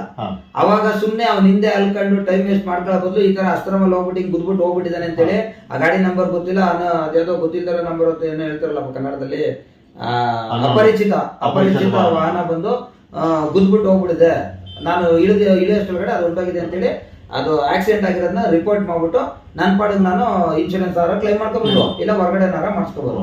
ಬಟ್ ಅವನ್ನೇ ಅಡ್ಡ ಹಿಡಿಬೇಕು ಅಂದಾಗ ನಾವು ತಿರ್ಗಾ ಮತ್ತೆ ಸ್ಟೇಷನ್ ಗಾಡಿ ಅವ್ರನ್ನ ಕರೆಸಿ ಸ್ಟೇಷನ್ ಗಾಡಿ ಹಾಕಿ ಆ ಗಾಡಿನ ಹುಡುಕ್ಸಿ ಅವನ ಮೇಲೆ ಪನಿಷ್ಮೆಂಟ್ ಮಾಡ್ಬೇಕು ಅಂತ ಜಿದ್ದಕ್ ಬಿದ್ರೆ ನಾವ್ ಇವೆಲ್ಲ ಟೈಮ್ ಮಾಡ್ಕೋಬೇಕು. ಇವಾಗ ಬೆಂಗಳೂರಲ್ಲಿ ಅವೆಲ್ಲ ಮಾಡ್ತಾ ಕೂತ್ಕೊಂಡ್ರೆ ಯಾರಿಗೆ ಪುಸ್ತಕ ಇದೆಲ್ಲ ಮಾಡಕ್ಕೆ ಒಂದು 15 ದಿವಸ ನೀವು ತಿರುಗಿಬಿಟ್ರೆ ನಿಮ್ ಎಲ್ಲ ದುಡಿಮೆ ಮುಗ್ದೋಗತ್ತಲ್ಲ, ದುಡಿಮೆ ಹೋಗ್ಬಿಡುತ್ತೆ. ಯಾಕೆ ಟೆನ್ಷನ್ಗಳು ಅಂದ್ರೆ ಒಂದೇ ಮಾತಲ್ಲಿ ನೀವ್ ಹೇಳ್ತಾ ಇರೋದೇನಂದ್ರೆ ಜಲಸ್ಸು ಅಥವಾ ಕೋಪ ಅದನ್ನ ಬಿಟ್ಬಿಟ್ಟು ದುಡಿಮೆ ಕಡೆ ಗಮನ ಮಾಡಿಸ್ತೀನಿ ಅಂದ್ರೆ ಗಾಡಿ ಕಂಪ್ಲೀಟ್ ಆಗಿ ಇನ್ಶೂರೆನ್ಸ್ ಮಾಡಿಸ್ಕೊಂಬಿಡಿ, ಆರಾಮಾಗಿ ಗಾಡಿ ರಿಪೇರಿ ಬಿಟ್ಬಿಟ್ಟು ನಿಮ್ದೇ ಮನೇಲಿ ಇರಿ, ರೆಡಿ ಆದ್ಮೇಲೆ ಅವ್ರು ಕಾರಿದ್ದಾರೆ. ಗಾಡಿ ಹೊಸ ಮಾಡಲ್ ಇದ್ರೆ ಅದನ್ನ ಬಂಪರ್ ಟು ಬಂಪರ್ ತಗೊಳ್ಳಿ. ಸರಿ, ಬಂಪರ್ ಟು ಬಂಪರ್ ಮಾಡಿ. ಹೊಸ ಮಾಡಲ್ ಅಂದ್ರೆ ಯಾವ ವರ್ಷ, ಎಷ್ಟು ವರ್ಷದ ಒಳಗಡೆ ಹೊಸ ಮಾಡಲ್ ಕರ್ಕೊಂಡು 6 ವರ್ಷವರೆಗೂ ನಿಮ್ಗೆ ಬಂಪರ್ ಟು ಬಂಪರ್ ಸಿಗುತ್ತೆ. ಸರಿ, 6 ವರ್ಷವರೆಗೂ ಮ್ಯಾನುಫ್ಯಾಕ್ಚರಿಂಗ್ ಡೇಟ್ ಇಂದ 6 ವರ್ಷವರೆಗೂ ನಿಮ್ಗೆ ಬಂಪರ್ ಟು ಬಂಪರ್ ಸಿಗುತ್ತೆ. ಬಂಪರ್ ಟು ಬಂಪರ್ ಅಂದ್ರೆ ನಿಮ್ಗೆ 95% ಕ್ಲೇಮ್ ಸಿಗುತ್ತೆ. ಓಕೆ, ಅರ್ಥ ಆಯ್ತು. ಸೊ ನಿಮ್ಗೆ ಟೆನ್ಷನ್ ಇರೋದು. ಕರೆಕ್ಟ್. ಅದೇನೇ ಕ್ಲೈಮಿಂಗ್ ಆದ್ರೂ ಆ ಆಕ್ಸಿಡೆಂಟ್ ಆದಂತ ಸಂದರ್ಭದಲ್ಲಿ ಏನೇ ಡ್ಯಾಮೇಜ್ ಆಯ್ತು ಅದಕ್ಕೆ ಮಾತ್ರ ಕಟ್ಕೊಡ್ತಾರೆ. ಉದಾಹರಣೆಗೆ ನಾನು ಜನವರಿ 1ನೇ ತಾರೀಕಲ್ಲಿ ಎಲ್ಲ ಒಂದ್ ಕಡೆ ಕೂತಿರ್ತೀನಿ, ಫ್ರಂಟ್ ಏಟ್ ಆಗಿರ್ತದೆ, ಅವತ್ತು ನಾನು ಕ್ಲೈಮ್ ಮಾಡಿಸಿರಲ್ಲ. ತಿರ್ಗಾ ಫೆಬ್ರವರಿ ಮಾರ್ಚ್ ಅಲ್ಲಿ ಯಾವ ಹಿಂದ್ಗಡೆ ಕೂತ್ಬಿಟ್ಟಿರ್ತಾನೆ, ಆಗ ನಾನು 2 ಮಾಡ್ಸೋಕೆ ಆಗಲ್ಲ. ಆ ಸನ್ನಿವೇಶದಲ್ಲಿ ಆಗಿರೋದು ಮಾತ್ರ ಕೊಡ್ಬೇಕು. ಅವಾಗ ಆದಾಗ ನೀವು ಅವಾಗ ಮಾಡ್ಕೋಬೇಕು ಅಂದ್ಬಿಡ್ತಾರೆ. ಕರೆಕ್ಟ್, ಹೌದು. ಅವಾಗ ಯಾಕೆ ಮಾಡ್ಕೊಳ್ಳಿ, ಇವಾಗ ನಾನು ಅದಕ್ಕೆ ಕೊಡಲ್ಲ ಅಂತ. ಸರಿ. ಯಾವುದೇ ಕಾರಣಕ್ಕೆ ನಾನು ಎಲ್ಲರೂ ರಿಕ್ವೆಸ್ಟ್ ಮಾಡೋದೇನು, ಈ ದುಡ್ಡು ಕಟ್ಟೋಕಿನ ಮುಂಚೆ ಪೂರ್ತಿ ಮಾಹಿತಿ ತಿಳ್ಕೋಬೇಕು, ತಿಳ್ಕೊಂಡು ಕಟ್ಟಿ. ಮುಂಚೆ ನಿಮ್ಗೆಲ್ಲ ನಾಲೆಜ್ ಆಗ್ಬಿಡ್ಬೇಕು, ನಂಗೆ ಇಷ್ಟು ಇದೆ ಅಂತ ಗೊತ್ತಾಗ್ಬೇಕು. ಅಲ್ಲಿ ಇದು ಇನ್ಸೂರೆನ್ಸ್ ಕಟ್ಟಬೇಕಾದ್ರೆ ನಂಬಿಕೆ ಇರೋರ ಹತ್ರ ಕಟ್ಟಿ, ಹಳಬ್ರ ಹತ್ರ ಕಟ್ಟಿ, ಅನುಭವಿಸಿದ ಹತ್ರ ಕಟ್ಟಿ, ಅವಾಗ ನೀವು ಸೇಫ್ ಇರ್ತ. ದುಡ್ಡಂತೂ ಎಲ್ಲಿ ಬೇಕಾದ್ರೂ ಕಟ್ಟಬೇಕು. ಇವತ್ತು ದುಡ್ಡು ನಿಮ್ಮ ಹತ್ರ ಕಟ್ಟಿಸ್ಬಿಟ್ಟು ನಾನು ಓಡೋಗ್ಬಿಡ್ತೀನಿ ಅಂತವ್ರ ಹತ್ರ ಕಟ್ಟಿದ್ರೆ ನಾಳೆ ದಿನ ನಿಮ್ಗೆ ಸಪೋರ್ಟ್ ಏನೂ ಸಿಗೋದಿಲ್ಲ. ಅಂತ ತಪ್ಪು ಯಾರು ದಯವಿಟ್ಟು ಮಾಡಬೇಡಿ. ಬನ್ನಿ, ನಮ್ಮ ಹತ್ರ ಬನ್ನಿ, ನಾವು ನಿಮ್ಗೆ ಸಹಕಾರ ಯಾವಾಗಿದ್ರೂ ಕೊಡ್ತೀವಿ, ನಾವು ನಿಮ್ಗೆ ಹೆಲ್ಪ್ ಮಾಡ್ತೀವಿ. ನೀವು ಬನ್ನಿ, ನಮ್ಮ ಹತ್ರ ಕಟ್ಟಿ. ಅದು ನಮ್ದೇ ಆಪ್ ಬರ್ತಾ ಇದೆ. ಸರಿ, ಆಪ್ ಬರ್ತಾ ಇದೆ. ಇನ್ನು ಕೆಲವೇ ತಿಂಗಳಲ್ಲಿ ಬಂದ್ಬಿಡುತ್ತೆ ಆಪ್. ಅವಾಗ ರೆಫರೆನ್ಸ್ ಅಂತಾರ, ರೆಫರೆನ್ಸ್ ಬೋನಸ್ ಏನೋ ಬರುತ್ತಲ್ಲ, ಅದು ರೆಫರೆನ್ಸ್ ಅಂದ್ರೆ ಅದು ಇದಾಯ್ತು, ಕಮಿಷನ್ ಆಯ್ತು. ನಾನ್ ನಿಮ್ಗೆ ಕಮಿಷನ್ ಕೊಟ್ಟಂಗೆ. ಅದು ರೆಫರೆನ್ಸ್ಗಂತೂ ನಾವು ಇದುವರೆಗೂ ಕೊಟ್ಟಿಲ್ಲ, ಮುಂದೆನೂ ಕೊಡಲ್ಲ. ಸರಿ, ₹1 ಕೊಡಲ್ಲ. ಈಗ ಆಯ್ತು. ಈಗ ನಾವು ನಾನೊಂದು ಇನ್ಶೂರೆನ್ಸ್ ಮಾಡಿಸಿದೀನಿ, ನೀವೊಂದು ಅಪ್ಲಿಕೇಶನ್ ಅಲ್ಲಿ ನಾನು ರಿನ್ಯೂವಲ್ ಮಾಡ್ಕೋಬೇಕು, ಅಥವಾ ಅಪ್ಲಿಕೇಶನ್ ಅಲ್ಲಿ ರೆಫರ್ ಫ್ರೆಂಡ್ ಅಂತ ಬರುತ್ತೆ, ಅದನ್ನ ಹೆಂಗೆ ಕನ್ಸಿಡರ್ ಮಾಡ್ತೀರಾ? ನಾವು ಕೊಡೋದಿಲ್ಲ, ಯಾರಿಗೂ ₹1 ಕೊಡೋದು. ಬರೀ ರೆಫರ್ ಮಾಡ್ಬೋದು ಅಷ್ಟೇ. ಮಾಡ್ಬೋದು ಅಷ್ಟೇ. ಬಟ್ ನಾವು ಮಾಡೋ ಉದ್ದೇಶ 2 ಇರ್ತದೆ. ಒಂದು ಲಾಭಕ್ಕೋಸ್ಕರ ಮಾಡ್ತಾರೆ, ಇನ್ನು 2ನೇದು ಸರ್ವಿಸ್ಗೋಸ್ಕರ ಮಾಡ್ತಾರೆ. ಸರ್ವಿಸ್ಗೋಸ್ಕರ, ಅಯ್ಯೋ ನನ್ನ ಸ್ನೇಹಿತ ಒಳ್ಳೆ ಸರ್ವಿಸ್ ಸಿಗ್ಲಿ, ಒಳ್ಳೆ ಚಿಂತೆ ಮಾಡಬೇಡ ಅಂತ ಹೇಳ್ಬಿಟ್ಟು ಅದು ಮಾಡೋದ್ರಿಂದ ಏನಾಗುತ್ತೆ, ನಿಮ್ ಡ್ರೈವರ್ಗಳಲ್ಲಿ ಬಾಂಧವ್ಯ ಬೆಳೆಯುತ್ತೆ. ಕರೆಕ್ಟ್. ಎಲ್ಲೇ ದಾರಿಯಲ್ಲಿ ಸಿಕ್ಕರೆ ಗೌಡ್ರೆ ಚೆನ್ನಾಗಿದ್ದೀರಾ, ನಮಸ್ಕಾರ, ಊಟ ಆಯ್ತಾ ಅಂತ ಕೇಳ್ಬಿಟ್ಟು ಹೋಗ್ತಾರೆ. ಅದೇ ನಿಮ್ಗೆ ದೊಡ್ಡ ಬಹುಮಾನ. ಈಗ ಅದೇ ಆಗ್ತಾ ಇರೋದು ನನ್ಗೆ. ಪಾಪ ಸಿಕ್ತವ್ರೆಲ್ಲ ಪಾಪ ತುಂಬಾ ಪ್ರೀತಿಯಿಂದ ಮಾತಾಡ್ಸಲ್ಲ. ಆ ಒಂದು ಖುಷಿಗೆನೆ ನಾನು ಏನ್ ಮಾಡ್ತೀನಿ, ಹುಡುಕೊಂಡು ಏನಾರ ಒಂದು ಮಾಹಿತಿಗಳು ಸಿಕ್ಕರೆ ಅವ್ರಿಗೆ ತಲುಪಿಸ್ತೀನಿ ಅಷ್ಟೇ. ಯಾಕಂದ್ರೆ ನನ್ನ ಮುಖಪುಟ ಏನಿದೆ ಅದು ಕಂಪ್ಲೀಟ್ ತೆರೆದಾಳೆ. ನಾನು ಹೆಂಗಿದ್ದೀನಿ, ನನ್ನ ತದ್ರೂಪನೇ ಅಲ್ಲಿರೋದು. ನಾನು ಏನ್ ಮಾಡಿರ್ತೀನೋ ಅದನ್ನ ಅವ್ರಿಗೆ ತಿಳಿಸ್ತೀನಿ. ಯಾಕಂದ್ರೆ ನನ್ಗೆ ಯಾವ್ದೋ ಒಂದು ಹೊಸ ವಿಚಾರ ತಿಳಿತು ಅಂದ್ರೆ, ಇರಪ್ಪ ನಾನು ಒಬ್ಬನೇ ಇದನ್ನ ಅನುಭವಿಸ್ಬಾರ್ದು, ಎಲ್ಲರನ್ನೂ ಅನುಭವಿಸ್ಲಿ ಅನ್ನೋ ಉದ್ದೇಶ ನಂದಾಗಿರ್ತದೆ. ಓಕೆ ಸರ್, ನೋಡಿ, ಈಗ ಇಷ್ಟೊತ್ತು ಲೆಂತ್ ವಿಡಿಯೋ ಆಗಿರ್ಬೋದು, ದಯವಿಟ್ಟು ಏನು ಮಾಡೋಕ್ಕಾಗಲ್ಲ. ಲಾಸ್ಟ್ ಟೈಮ್ ಒಂದ್ಸಲ ವಿಡಿಯೋ ಮಾಡಿದಾಗ ಕಟ್ ಮಾಡಿ ಹಾಕಿದ್ದೆ. ಅದು ತುಂಬಾ ಜನ ಕನ್ಫ್ಯೂಸ್ ಮಾಡ್ಕೊಂಡ್ಬಿಟ್ಟು ಕೆಲವರು ನನ್ನ ನಂಬರು ಇದೆ ಅಂತ ಹೇಳ್ಬಿಟ್ಟು ಇವ್ರ ನಂಬರ್ಗಳಿಗೆ ಫೋನ್ ಮಾಡಿ ನಾಗೇಶ್ ಅವ್ರು ಇದಾರ ಅಂತೆಲ್ಲ ಕೇಳಿದ್ರ. ದಯವಿಟ್ಟು ನನ್ನ ನಂಬರ್ನ ನಾನು ಯಾರಿಗೂ ಕೊಟ್ಟಿಲ್ಲ. ಇಲ್ಲಿ ನಾನೇನು ನಿಮಗೆ ವಾಟ್ಸಪ್ಪಲ್ಲಿ ನಿಮಗೆ ಮೆಸೇಜ್ನ ಕಳಿಸ್ತೀನಿ, ನಿಮಗೆ ರಿಟರ್ನು ಆ ಲಾಸ್ಟಲ್ಲಿ ಇವ್ರ ನಂಬರ್ ಇರುತ್ತೆ, ಇವ್ರನ್ನ ನೀವು ಕಾಂಟ್ಯಾಕ್ಟ್ ಮಾಡಿ, ಅವರು ಇನ್ಶೂರೆನ್ಸ್ ಅವರು. ಇನ್ನೊಂದು, ನಾನು ಇವತ್ತು ನಿಮಗೆ ಪರ್ಸನಲ್ ಆಗಿ ಹೇಳ್ತಾ ಇರೋದೇನು ಅಂದ್ರೆ, ಸರ್ ಇದು ಹೇಳ್ತೀನಿ, ನಾನು ಇನ್ನೂ ಇದುವರೆಗೂ ಇದ್ರ ಬಗ್ಗೆ ನಿಮ್ಗೆ ಹೇಳಿಲ್ಲ, ಓಪನ್ ಆಗಿ ಅಲ್ಲೇ ಹೇಳ್ಬಿಡ್ತೀನಿ ಡೈರೆಕ್ಟಾಗಿ.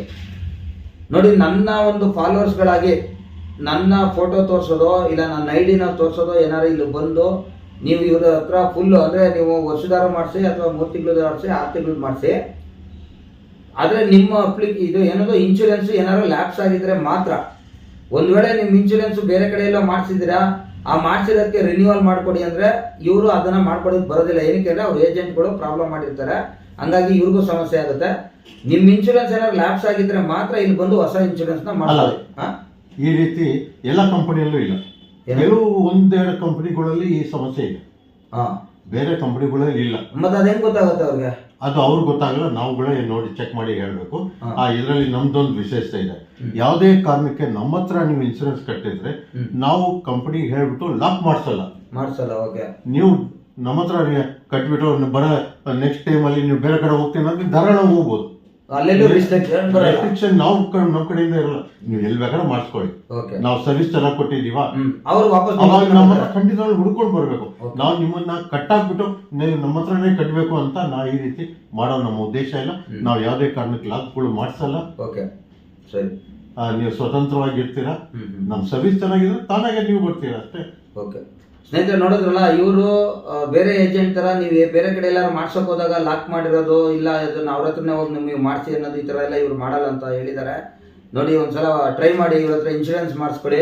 ಇವ್ರ ಸರ್ವಿಸ್ ಬಗ್ಗೆ ನಿಮಗೆ ಏನೇ ಡೌಟ್ಸ್ಗಳಿದ್ರು ನೀವು ಖಂಡಿತ ಆಕ್ಸಿಡೆಂಟ್ ಆದ ತಕ್ಷಣ ಇರಪ್ಪ ನಮ್ಮ ಅಣ್ಣನೋ ತಮ್ಮನೋ ಇಲ್ಲ ತಂದೆನೋ ಯಾರೋ ಒಬ್ರು ಇದ್ದಾರೆ ಅಂತ ಹೇಳ್ಬಿಟ್ಟು ನೀವು ಈ ಕಂಪ್ನಿಯವ್ರಿಗೆ ಫೋನ್ ಮಾಡಿದ್ರೆ ನಿಮ್ಗೆ ಯಾವುದೇ ರಿಸ್ಕ್ ಇಲ್ಲದಂತೆ ನನಗೂ ಫೋನ್ ಮಾಡಕ್ ಹೋಗ್ಬೇಡ್ರಿ. ಬೇಕಿದ್ರೆ ನೀವು ಇವ್ರ ಹತ್ರ ಇನ್ಶೂರೆನ್ಸ್ ಮಾಡಿಸಿತ್ತು ಅಂದ್ರೆ ನಿಮ್ದು 99% ಕಂಪ್ಲೀಟ್ ಕೆಲಸ ಮುಗಿದೋಗಿರ್ತದೆ. ಅವ್ರು ಏನ್ ಕೇಳ್ತಾರೆ ಅದನ್ನ ನೀವು ಅವ್ರಿಗೆ ಮಾಹಿತಿ ಕೊಟ್ರೆ ಸಾಕಷ್ಟೇ. ಈಗ ಆಲ್ರೆಡಿ ಅವ್ರು ಹೇಳ್ಕೊಟ್ಟಂಗೆ ಅಸ್ತ್ರಮ್ ಅಪ್ಲಿಕೇಶನ್ ನ ಕ್ಲೀನ್ ಆಗಿ ಬಳಸ್ಕೊಳ್ಳಿ. ಆಕ್ಸಿಡೆಂಟ್ ಆದ ತಕ್ಷಣ ಅದನ್ನ ರಿಪೋರ್ಟ್ ಮಾಡ್ಬಿಡಿ. ಏನ್ ಸರ್, ರಿಪೋರ್ಟ್ ಮಾಡ್ಬೇಕಾದ್ರೆ ಯಾವಾಗ ರಕ್ತ ಆಗದೆ ಇದ್ದಾಗ, ಗಾಡಿ ಪೂರ್ತಿ ಡ್ಯಾಮೇಜ್ ಆಗಿದೆ, ನೀವು ಏನೋ ಕಾಂಪ್ರಮೈಸ್ ಮಾಡ್ಕೊಂಡಿರ್ತೀರಾ, ಆಗ್ಲೂ ಕೂಡ ಅಸ್ತ್ರಮಲ್ಲಿ ಇದು ಮಾಡ್ಕೊಂಬಿಡಿ. ಇಲ್ಲ ಕಾಂಪ್ರಮೈಸ್ ಆಗದಂತ ಇಲ್ಲಪ್ಪ ಹಾಳಾಗಿ ಹೋಗ್ಲಿ ಅಂತ ನನ್ನ ಗಾಡಿ ನಾನು ರಿಪೇರಿ ಮಾಡಿಸ್ಕೊಳ್ಳೋಣ ಅನ್ನಂಗಿದ್ರೆ ಅವಾಗ್ಲೂ ಕೂಡ ಅಸ್ತ್ರಮಲ್ಲಿ ರಿಜಿಸ್ಟರ್ ಮಾಡ್ಕೊಳ್ಳಿ. ಒಂದ್ ವೇಳೆ ಗಾಡಿಯಲ್ಲಿ ಏನೋ ಡ್ಯಾಮೇಜ್ ಆಗಿತ್ತು ಅಂದ್ರೆ ಇವ್ರಿಗೆ ಕಸ್ಟಮರ್ ಗೇಟ್ ಆಗಿತ್ತು, ನಿಮ್ಗೆ ಗೇಟ್ ಆಗಿತ್ತು, ಆಪೋಸಿಟ್ ಗಾಡಿಯವ್ರಿಗೆ ಗೇಟ್ ಆಗಿತ್ತು ಅಂದಾಗ ಖಂಡಿತವಾಗಿ ಆ ಜಾಗಕ್ಕೆ ಪೊಲೀಸ್ನವ್ರನ್ನ ಕರ್ಸ್ಕೊಂಡು ಗಾಡಿ ಸ್ಟೇಷನ್ಗೆ ಹಾಕಿ ಆಮೇಲೆ FIR ಮಾಡಿಸಿ. ಕರೆಕ್ಟ್ ಅಲ್ವಾ ಸರ್? ಕರೆಕ್ಟ್. ನೋಡಿ, ಈ ತರ ಮಾಡ್ಕೊಳ್ಳಿ. ನನ್ನ ಒಂದು ಫೋಟೋನ ತೋರಿಸಿ ಅಥವಾ ನನ್ನ ಒಂದು ಏನು ಐಡಿನ ನೀವು ಫಾಲೋ ಮಾಡಿರ್ತೀರ ಅದನ್ನ ತೋರಿಸಿ, ಖಂಡಿತವಾಗಿ ವಿಶೇಷವಾದಂತ ಮಾಹಿತಿನ ಕ್ಲೀನ್ ಆಗಿ ಕೊಡ್ತಾರೆ. ಎಲ್ಲೂ ಕೂಡ ನಿಮ್ಗೆ ತೊಂದರೆ ಕೊಡೋದಿಲ್ಲ. ಆಕ್ಚುಲಿ ಡೈರೆಕ್ಟ್ ಆಗಿ ಬಂದು ಮಾಡ್ಕೊಡ್ತಾರೆ, ಬಟ್ ನನ್ನ ಕಡೆಯಿಂದ ಬಂದ್ರೆ ಸ್ವಲ್ಪ ಕಾಳಜಿ ಜಾಸ್ತಿ ಮಾಡ್ತಾರೆ. ಈರಪ್ಪ ಇರೋ ನಾಗೇಶ್ವರನ್ ಕಡೆ ಇರೋ ಅಂತೇಳಿ ಒಂದ್ ಸ್ವಲ್ಪ ಎನ್ಕ್ವೈರೀಸ್ಗಳನ್ನ ಜಾಸ್ತಿ ಮುತುವರ್ಜಿ ವಹಿಸಿ ಕೆಲಸ ಮಾಡ್ತಾರೆ. ದಯವಿಟ್ಟು ಅವ್ರನ್ನ ಸಹಕರಿಸಿದ ಖಂಡಿತವಾಗಿ ನಿಮ್ಮ ಗಾಡಿಗಳಿಗೆ ಇನ್ಶೂರೆನ್ಸ್ ನ ನಾನು ಮಾಡಿಸ್ಕೊಳ್ಳೇಬೇಕು. ಯಾಕಂದ್ರೆ ಇನ್ಶೂರೆನ್ಸ್ ನಂದು ಇನ್ನೊಂದು 20ನೇ ತಾರೀಕು ಲ್ಯಾಪ್ಸ್ ಆಗುತ್ತಲ್ಲ ಸರ್, ನಂದು 20ಕ್ಕೆ ಆಗುತ್ತೆ, ಡಿಸೆಂಬರ್ 20ಕ್ಕೆ ಅನ್ಸುತ್ತೆ. ಡಿಸೆಂಬರ್ 20ಕ್ಕೆ ಲ್ಯಾಪ್ಸ್ ಆಗುತ್ತೆ. ನಾನು 3 ತಿಂಗಳೇ ಮಾಡಿಸಿದ್ದು, ಮತ್ತೆ ಇನ್ನೊಂದು 3 ತಿಂಗಳು ಮಾಡಿಸ್ಬಿಡ್ತೀನಿ. ಯಾಕಂದ್ರೆ ಹೌದು ಪಾಸಿಂಗ್ ಆಗಿಲ್ಲ, ಯಾಕೆಂದ್ರೆ ಇವರು GPRS ಅಂತಾನೆ ಕೇಳ್ತಾ ಇದ್ರೆ ಸದ್ಯದಲ್ಲಿ ಅದನ್ನು ಕೂಡ ಮಾಡಿಸ್ಬಿಟ್ಟು ಅದ್ರ ಮಾಹಿತಿನೂ ಕೊಡ್ತೀನಿ. ಸರ್, ಇನ್ನೇನಾದ್ರು ವಿಶೇಷವಾದ ವಿಚಾರ ಇದ್ರೆ ತಿಳಿಸಿ. ನಮ್ಮ office Rajajinagar Bhashyam circle, food office ಹಿಂಭಾಗ. ನಿಮ್ ನಂಬರ್ನ ನಾನು ವಾಟ್ಸ್ಆಪ್ ಅಲ್ಲಿ ಹಾಕಂಗ್ ಮಾಡಿರ್ತೀನಿ. ದಯವಿಟ್ಟು ಅವ್ರ ನಂಬರ್ನ ನಾನು ಏನ್ ಡಿಸ್ಪ್ಲೇ ಹಾಕಿರ್ತೀನಿ ಆ ನಂಬರ್ಗೆ ಅವ್ರು ಫೋನ್ ಮಾಡ್ಬಿಟ್ಟು ನಿಮ್ಗೆ ಇನ್ಶೂರೆನ್ಸ್ ಬಗ್ಗೆ ಮಾಹಿತಿ ಬೇಕು ಅಂದ್ರೆ ಮಾತ್ರ ಅವ್ರನ್ನ ನೀವು ಅದನ್ನ ಕಾಂಟ್ಯಾಕ್ಟ್ ಮಾಡಿ. ನನ್ನ ನಂಬರ್ಗೋಸ್ಕರ ಅವ್ರು ಕೇಳಿ ನಿಮ್ಗೆ ಕೊಟೇಶನ್ ಬೇಕಾಗಿದ್ರೆ ದಯವಿಟ್ಟು ನಿಮ್ಮ RC ಕಾರ್ಡು ಹಳೆ ಪಾಲಿಸಿ ನಂಗೆ ವಾಟ್ಸಪ್ ಅಲ್ಲಿ ಕಳಿಸಿ. ನಮ್ಮ ಆಫೀಸಿಂದ ನಿಮ್ಗೆ ಕೊಟೇಶನ್ ಬರುತ್ತೆ, ಎಲ್ಲ ಮಾಹಿತಿ ಕೊಡ್ತಾರೆ, ಎಲ್ಲ ಮಾಹಿತಿ ನಮ್ಮ ಆಫೀಸಿಂದ ಕೊಡ್ತಾರೆ. ನಾನೇನು ನಿಮ್ಗೆ ಮಾಹಿತಿ ಕೊಡ್ತೇನೆ ಅದೇ ರೀತಿ ವಿವರಣೆ ಸಹಿತ ನಮ್ಮ ಆಫೀಸಿಂದ ನಿಮ್ಗೆಲ್ಲ ತಿಳುವಳಿಕೆ ಕೊಡ್ತಾರೆ. ಆಮೇಲೆ ನೀವು ದುಡ್ಡು ಕಟ್ಬೋದು. ನೀವು ಬೇಕಾದ್ರೆ ಆನ್ಲೈನ್ ಆದರೂ ಕಟ್ಬೋದು. ರನ್ನಿಂಗ್ ಇನ್ಸೂರೆನ್ಸ್ ರನ್ನಿಂಗ್ ಇದ್ರೆ ಆನ್ಲೈನಲ್ಲೇ ಕಟ್ಬೋದು. ಲ್ಯಾಬ್ಸ್ ಆಗಿಬಿಟ್ರೆ ದಯವಿಟ್ಟು ಇಲ್ಲಿ ಬನ್ನಿ, ಅಥವಾ ನಾವು ಹೇಳೋ ತನಕ ನೀವು ಫೋಟೋಗಳು ಇಡ್ಸ್ಕೊಟ್ರೆ ಇನ್ಸೂರೆನ್ಸ್ ಆಗಿಬಿಡುತ್ತೆ. ಒಂದ್ಸಲಿ ನಮಗೆ ಸೇವೆ ಅವಕಾಶ ಕೊಡಿ. Rajajinagar Bhashyam circle, food office ಹಿಂಭಾಗ, ಜೈನ್ ಟೆಂಪಲ್ ಪಕ್ಕ. ನಮ್ದು ಲೊಕೇಶನ್ನು ಮೇಘನಾ ಇಂಟರ್ನ್ಯಾಷನಲ್ ಅಂತ ಹಾಕಿದ್ರೆ ನಿಮ್ಗೆ ಆರಾಮಾಗಿ ನಮ್ಮ ಲೊಕೇಶನ್ ಸಿಗುತ್ತೆ. ಖಂಡಿತ ನಾವು ಫೇಸ್ಬುಕ್ ಅಲ್ಲಿ ಇದೇ ಒಂದು ವಿಡಿಯೋ ಜೊತೆಗೇನೆ ಲಿಂಕ್ ಹಾಕಿರ್ತೀನಿ, ಮ್ಯಾಪ್ ಹಾಕಿರ್ತೀನಿ, ನಿಮ್ಮ ಮೊಬೈಲ್ ನಂಬರ್ ಕೂಡ ಹಾಕಿರ್ತೀನಿ. ಅವ್ರನ್ನ ಡೈರೆಕ್ಟ್ ಆಗಿ ವಾಟ್ಸ್ಆಪ್ ಮುಖಾಂತರ ಮಾಹಿತಿ ಏನಿದೆ ಕೊಟ್ಬಿಟ್ಟು ಅವ್ರಿಗೆ ಮಾಡಿಕೊಡಿ. ತುಂಬಾ ಧನ್ಯವಾದ ಸರ್, ತುಂಬಾ ಟೈಮ್ ಕೊಟ್ರಿ. ತುಂಬಾ ಧನ್ಯವಾದಗಳು. Thank you. ನೀವು ಬಂದಿದ್ದಕ್ಕೆ ತುಂಬಾ ವಂದನೆಗಳು. Okay sir, thank you sir.